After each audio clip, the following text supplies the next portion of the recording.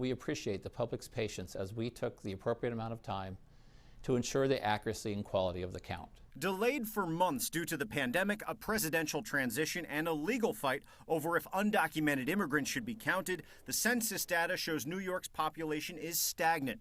It means the state, which currently has 27 congressional districts, will just barely lose a seat during reapportionment. If New York had had 89 more people, they would have received one more seat. But the loss of representation is a continuation of a decades-long trend of nearly non-existent growth. In 2010, New York's population was 19.4 million and the state lost 2 seats. In 2000, it was 19 million and 2 more seats were lost.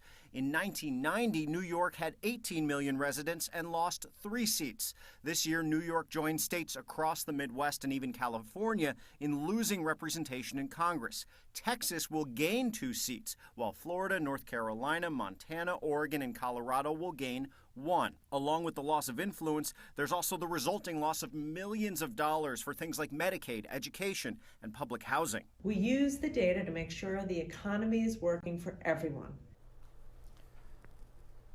Meanwhile, New Jersey will hang on to its 12 congressional seats and is not even going to tweak its congressional map until after 2022 because of all these delays in getting the results out. We, in fact, won't even get more detailed information until August and September, and that'll tell us specifically about how the city did and which neighborhoods are seeing population growth and decline. Tamsin and Corey. So, Henry, you mentioned the maps. So what happens here in New York and other states where they're going to redraw those congressional maps? Well, this is absolutely naked political process. Right. I mean, this is about raw politics here. You've probably heard the term gerrymandering. That's where they carve up all those weird-looking districts that are along political lines. It often discriminates, unfortunately, against people of color and other minority ethnic populations. We just rolled out a 10-member bipartisan commission here in the state of New York to try and reduce the politics, but ultimately, Democrats have such an ironclad grip on this state, they could push that aside and really take over the process if push came to shove.